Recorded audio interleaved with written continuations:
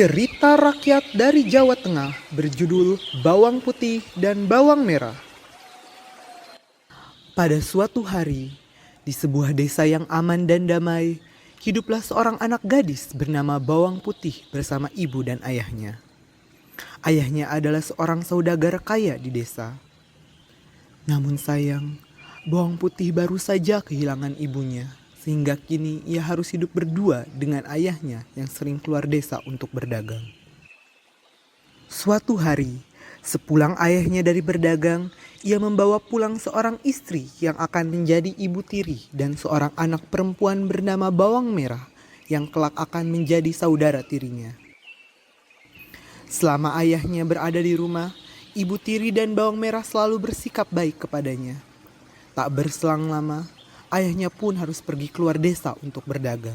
Ibu, aku akan pergi berdagang ke negeri seberang untuk 1 bulan ke depan. Tolong kau jaga Bawang Putih baik-baik. Saya akan menjaganya dengan baik. Kasihan jika ia ditinggal sendirian. Sayangnya, setelah ayahnya pergi, semua sikap baik ibu tirinya dan Bawang Merah berubah menjadi buruk. Bawang Putih sering diberlakukan buruk ketika ayahnya pergi keluar desa. Tetapi Bawang Putih tidak pernah menceritakan semua perlakuan buruk tersebut kepada ayahnya. Bawang Putih, cepat siapkan makanan. Kami sudah lapar. Iya nih, kerja kok lambat banget. Iya Bu, sebentar lagi masakannya siap. Begitulah setiap hari Bawang Putih diperintah sesuka hati oleh ibu tiri dan saudara tirinya. Hingga suatu hari ayah Bawang Putih pun sakit parah.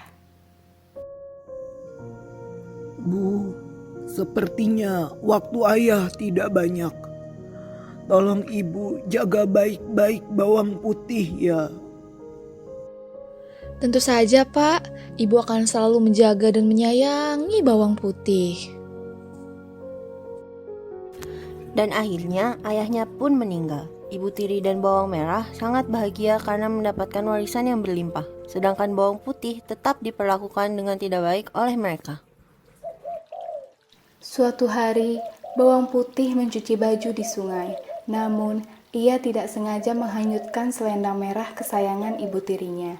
Ia pun terus mencari selendang itu hingga ke hilir sungai, sampai akhirnya ia melihat selendang itu tengah digenggam oleh seorang nenek tua.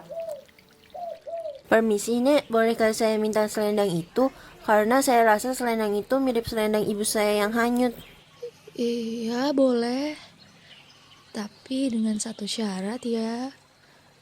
Bisakah kamu membantu nenek membersihkan rumah selama 1 minggu ke depan? Nenek tinggal sendirian. Tentu saya mau Nek, saya akan membantu nenek.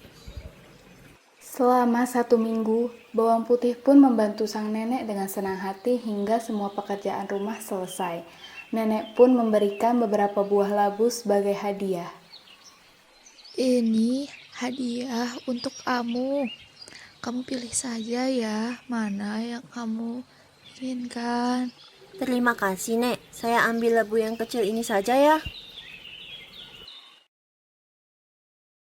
Bawang Putih pun kembali ke rumah dengan membawa labu yang kecil. Ibu tirinya sangat marah karena ia pulang terlambat. Sudah telat pulang, malah cuma bawa labu jelek ini saja. Sudah sana, cepat belah dan masak untuk kami.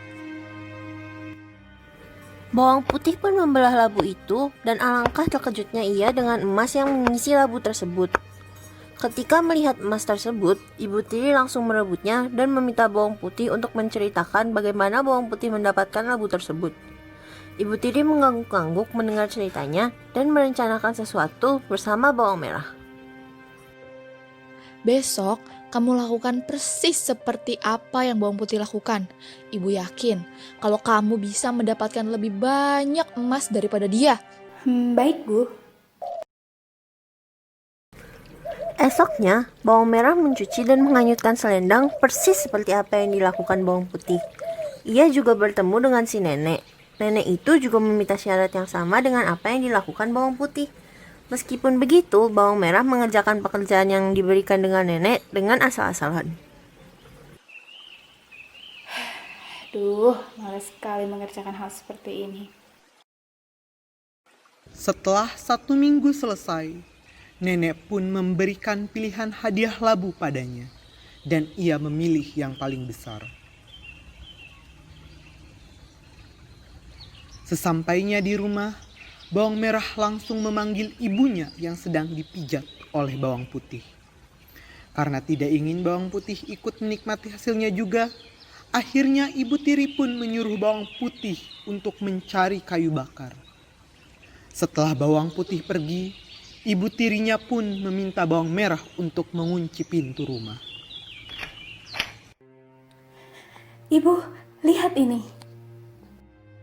Wah, benar kan apa kata ibu? Kamu pasti bisa mendapatkan labu yang lebih besar. Hehe, iya, ayo kita berlabuh. Ayo cepat. Buah labu itu pun dibelah. Namun ternyata isinya bukanlah emas, tetapi hewan-hewan berbisa. Ibu tiri dan bawang merah pun kesakitan digigit hewan-hewan tersebut. Dan tidak ada yang dapat menolong karena pintu mereka yang terkunci dari dalam. Tak lama, mereka meninggal seketika setelah diserang hewan-hewan berbisa tersebut. Setelah kejadian tersebut, bawang putih hidup bahagia dengan kesederhanaan yang dimilikinya.